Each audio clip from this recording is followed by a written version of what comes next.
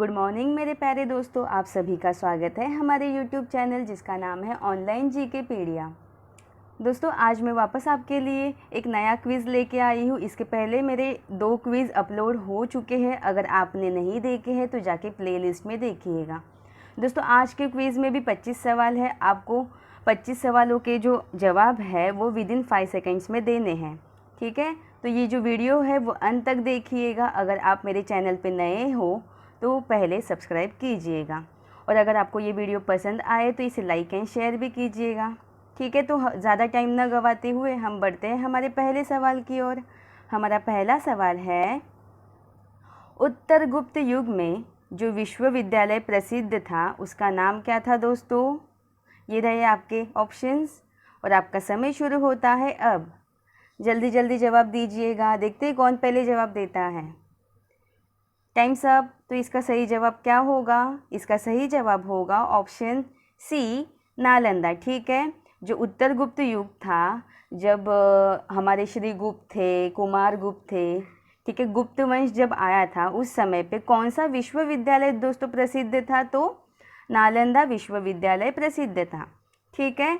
यहाँ पे गुप्त युग की बात आई है तो आप मुझे थोड़ा कमेंट करके बताइएगा गुप्त वंश के संस्थापक कौन थे, ठीक है।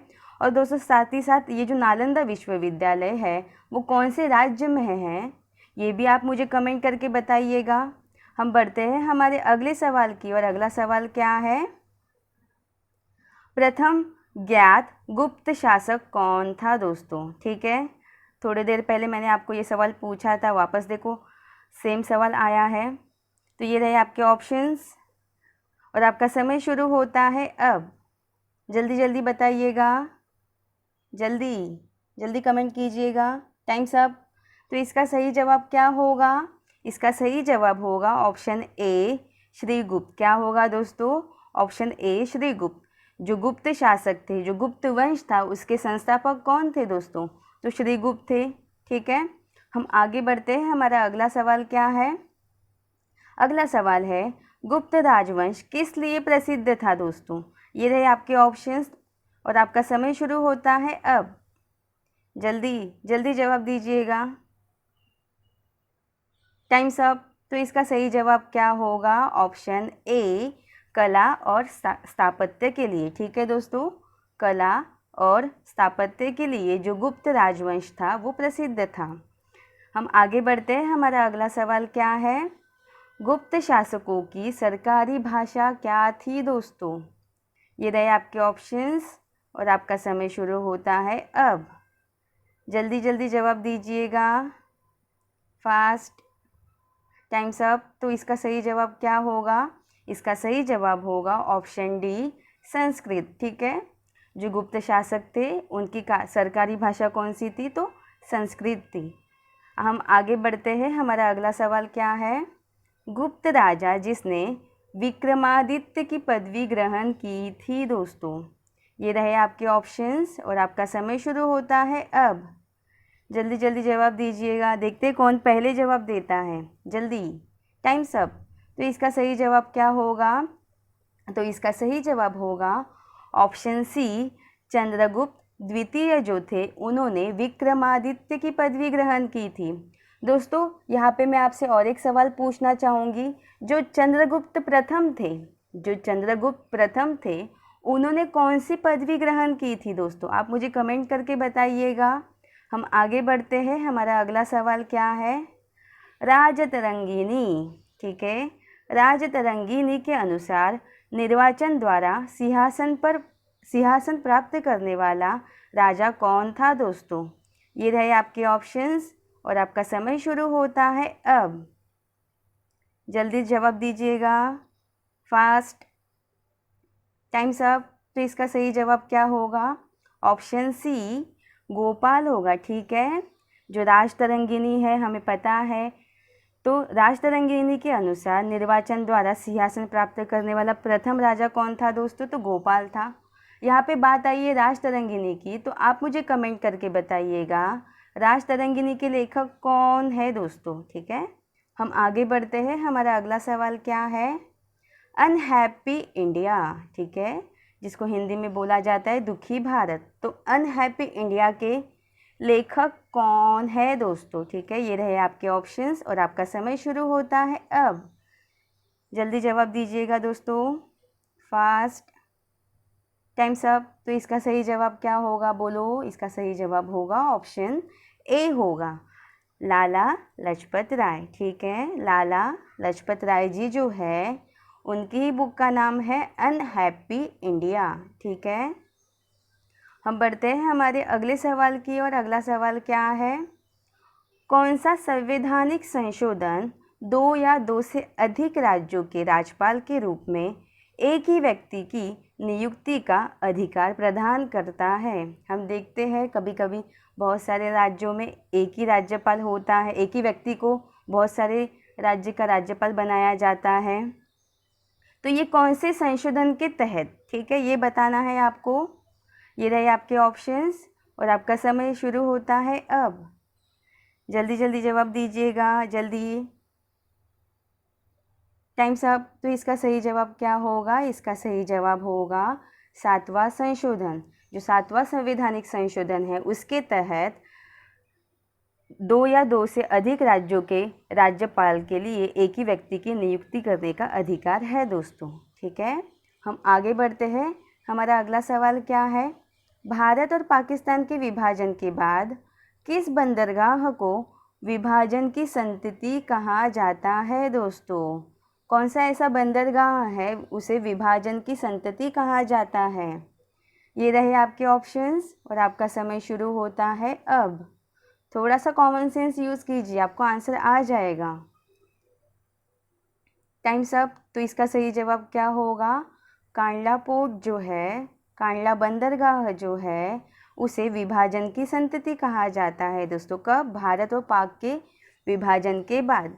अच्छा, यहाँ पे कांडला पोर्ट की बात आई है तो आप मुझे बताइएगा जो कांडला बंदरगाह है वो कौन से राज्य में है? ठीक है, और इसकी खासियत क्या है वो भी आप मुझे बताइएगा। हम आगे बढ़ते हैं। हमारा अगला सवाल क्या है, राष्ट्रीय कृषि एवं ग्रामीण विकास बैंक, जिसको हम कहते हैं नाबार्ड, ठीक है, क्या कहते हैं? नाबार्ड। तो इसकी स्थापना कब हुई थी? ये रहे आपके ऑप्शंस और आपका समय शुरू होता है अब।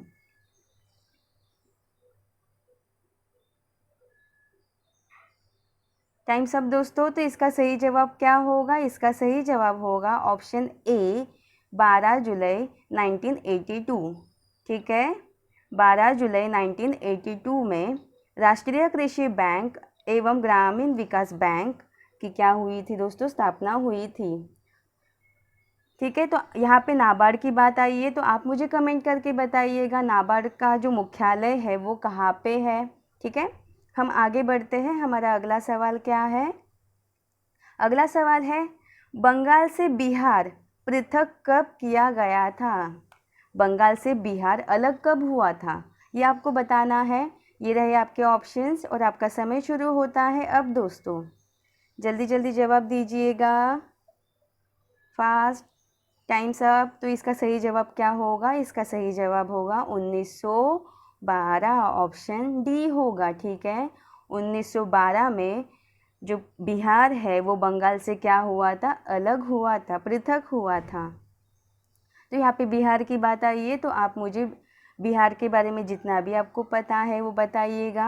हम आगे बढ़ते हैं। हमारा अगला सवाल क्या है, भारत के पहले कानून अधिकारी के रूप में किसे जाना जाता है दोस्तों? ये रहे आपके ऑप्शंस और आपका समय शुरू होता है अब। जल्दी देखते कौन जल्दी जवाब देता है। टाइम्स अप दोस्तों। तो इसका सही जवाब क्या होगा? इसका सही जवाब होगा ऑप्शन डी, भारत के अटॉर्नी जनरल। ठीक है, भारत के जो अटॉर्नी जनरल है उनको भारत के पहले कानून अधिकारी के रूप में जाना जाता है। ठीक है, तो एट प्रेजेंट अटॉर्नी जनरल कौन है ये आप मुझे कमेंट करके बताइएगा। हम आगे बढ़ते हैं। हमारा अगला सवाल क्या है, भारत में पंचवर्षीय योजना की धारणा शुरू की थी दोस्तों। किसने शुरू की थी? ये रहे आपके ऑप्शंस और आपका समय शुरू होता है अब। जल्दी जल्दी जवाब दीजिएगा, फास्ट, टाइम जा रहा है। टाइम्स अप दोस्तों। तो इसका सही जवाब क्या होगा? ऑप्शन डी होगा, जवाहरलाल नेहरू। ठीक है, जवाहरलाल नेहरू जी जो है उन्होंने भारत में पंचवर्षीय योजना की धारणा शुरू की थी दोस्तों। तो यहाँ पे जवाहरलाल नेहरू जी के बारे में बोला जा रहा है दोस्तों। तो आप मुझे बताइएगा इनका जन्म दिवस हम किस रूप में मनाते हैं और कब मनाते हैं। ठीक है, हम आगे बढ़ते हैं। हमारा अगला सवाल क्या है? अगला सवाल है, निम्न में से किसका वेतन भारत की संचित निधि से नहीं दिया जाता है दोस्तों। ठीक है, सवाल अच्छे से पढ़ना, यहाँ पे नहीं दिया जाता है पूछा है। ये रहे आपके ऑप्शंस और आपका समय शुरू होता है अब। जल्दी जल्दी जवाब दीजिएगा, फास्ट, टाइम्स अप। तो इसका सही जवाब क्या होगा? ऑप्शन डी, प्रधानमंत्री। ठीक है, ऑप्शन डी, प्रधानमंत्री जी जो है उनका जो वेतन होता है वो भारत की जो संचित निधि है उसमें से नहीं दिया जाता है। ठीक है, तो यहाँ पे संचित निधि की बात आई है तो आप मुझे आर्टिकल बताइएगा, इसका कमेंट करके बताना। ठीक है, हम आगे बढ़ते हैं। हमारा अगला सवाल क्या है? अगला सवाल है दोस्तों, निम्न में से किसे विरोधी दल का प्रथम नेता होने का गौरव प्राप्त है दोस्तों। ठीक है, ये रहे आपके ऑप्शंस। आपका समय शुरू होता है अब। जल्दी फटाफट जवाब दीजिएगा, टाइम्स अप। तो इसका सही जवाब क्या होगा? इसका सही जवाब होगा ऑप्शन ए होगा। क्या होगा? ऑप्शन ए, राम सुभाष सिंह जो है उनको विरोधी दल का प्रथम नेता होने का गौरव प्राप्त है। ठीक है, हम बढ़ते हैं हमारे अगले सवाल की और अगला सवाल क्या है? सतपुड़ा की रानी के नाम से किसे संबोधित किया जाता है? ये रहे आपके ऑप्शंस और आपका समय शुरू होता है अब। जल्दी जल्दी जवाब दीजिएगा,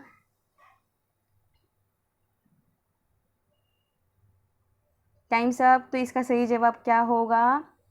ऑप्शन ए, पंचमढ़ी। क्या होगा? ऑप्शन ए, पंचमढ़ी जो है उसे सतपुड़ा की रानी के नाम से संबोधित किया जाता है। ठीक है, हम आगे बढ़ते हैं। हमारा अगला सवाल क्या है? किस नदी में बाढ़ आने पर केदारनाथ में तबाही आई थी दोस्तों? इसके बारे में बहुत चर्चा हुई थी, न्यूज़ में आपने बहुत बार देखा भी हुआ होगा उस टाइम पे दोस्तों। तो ये रहे आपके ऑप्शंस और आपका समय शुरू होता है अब। जल्दी जल्दी बताइएगा क्या होगा। आपका टाइम ख़त्म हो गया दोस्तों। तो इसका सही जवाब होगा ऑप्शन डी होगा, मंदाकिनी। ठीक है, ऑप्शन डी, मंदाकिनी जो है उसके वजह से केदारनाथ में क्या आई थी दोस्तों? बाढ़ आई थी। ठीक है, तो हम बढ़ते हैं हमारे अगले सवाल की और अगला सवाल क्या है दोस्तों? रडार का आविष्कार किसने किया था दोस्तों? ये रहे आपके ऑप्शंस और आपका समय शुरू होता है अब। टाइम्स अप दोस्तों।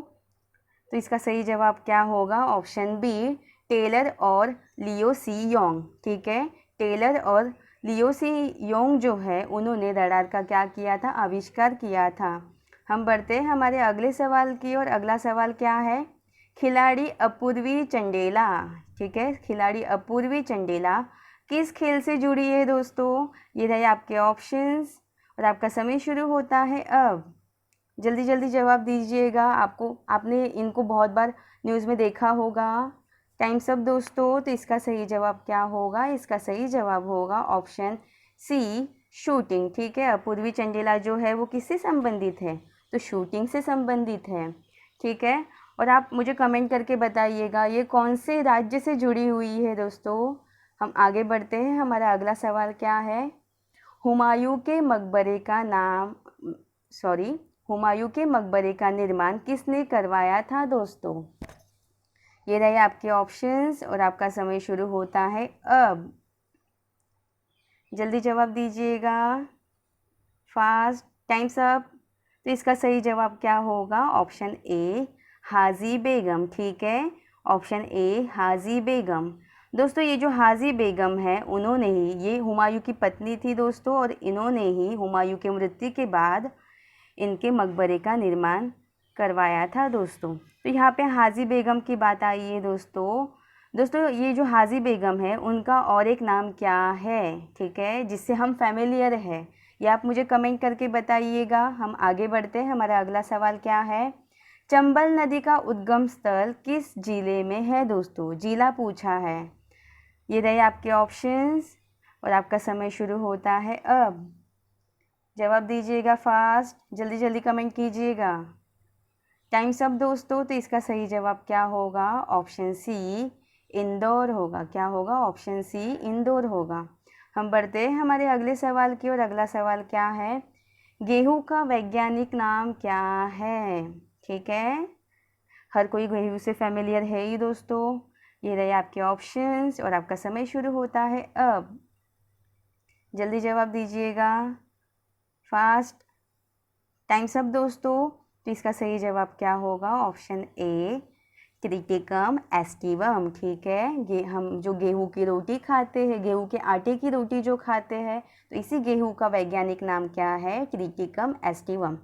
ठीक है दोस्तों, यहाँ पे बाकी के दो ऑप्शन भी है, Pisum sativum and Oryza sativa. तो हर कोई इन दोनों से फैमिलियर होगा क्योंकि हम ये दोनों चीज़ डेली यूज़ करते हैं। तो आप मुझे कमेंट करके बताइएगा ये दोनों किसके नाम है दोस्तों। ठीक है, Pisum sativum and Oryza sativa. हम बढ़ते हैं हमारे अगले सवाल की और अगला सवाल क्या है, परमाणु शब्द किस भाषा से उत्पन्न हुआ है? कल हमने बॉटनी शब्द देखा था, आज कौन सा आया है? परमाणु शब्द। ये रहे आपके ऑप्शंस और आपका समय शुरू होता है अब। जल्दी जल्दी जवाब दीजिएगा फास्ट। टाइम्स अप दोस्तों। तो इसका सही जवाब क्या होगा? Option C Greek. ठीक है, ये जो परमाणु शब्द है वो उसका उत्पन्न किस भाषा से हुआ है दोस्तों? तो ग्रीक भाषा से हुआ है। और कल हमने बॉटनी शब्द देखा था, तो वो कौन सी भाषा से उत्पन्न हुआ है? आप मुझे कमेंट करके बताइएगा। देखते हैं कितने लोगों को याद है कल के क्वेश्चंस। हम आगे बढ़ते हैं। हमारा अगला सवाल क्या है, मूत्र अम्लीय होता है, ये हर किसी को पता है, तो इसका पीएच मान कितना होता है दोस्तों? ये रहे आपके ऑप्शंस और आपका समय शुरू होता है अब। जल्दी जवाब दीजिएगा फास्ट। टाइम्स अप दोस्तों। तो इसका सही जवाब होगा ऑप्शन बी होगा। क्या होगा? Option B 6। एक तो मैंने आपको हिंट दी है, मूत्र कैसे होता है? अम्लीय होता है, और जो अम्लीय होता है उसका पीएच मान किससे कम होता है? 7 से कम होता है। तो यहाँ पे 7 से कम कौन है दोस्तों? 6 है। ठीक है, हम बढ़ते हैं हमारे अगले सवाल की और अगला सवाल क्या है, साकेत। साकेत खंड काव्य के रचयिता कौन है? इसका जवाब मैंने बहुत पहले दिया था दोस्तों, जब हमने पुस्तकों के बारे में देखा था, उसका भी क्विज़ मैंने लिया था, तब इसके बारे में मैंने आपको बताया था। तो ये रहे आपके ऑप्शंस और आपका समय शुरू होता है अब। जल्दी जल्दी जवाब दीजिएगा फास्ट। टाइम्स अप दोस्तों। तो इसका सही जवाब क्या होगा? ऑप्शन ए मैथिली शरण गुप्त। ठीक है, मैथिली शरण गुप्त जी जो है उन्होंने ये साकेत खंड काव्य है उसके कौन है दोस्तों? रचयिता है दोस्तों। ठीक है, तो दोस्तों ये था हमारा आज का आखिरी सवाल। आई होप आपको आज का क्विज़ पसंद आया होगा। अगर आपको आज का क्विज़ पसंद आया है तो प्लीज़ इसे लाइक एंड शेयर कीजिएगा दोस्तों। साथ ही साथ आज के क्विज़ में आपके कितने मार्क्स आए हैं ये आप मुझे कमेंट करके बताइएगा। और हाँ दोस्तों, इसको सब्सक्राइब करके बेल बटन प्रेस कीजिएगा। ठीक है, धन्यवाद।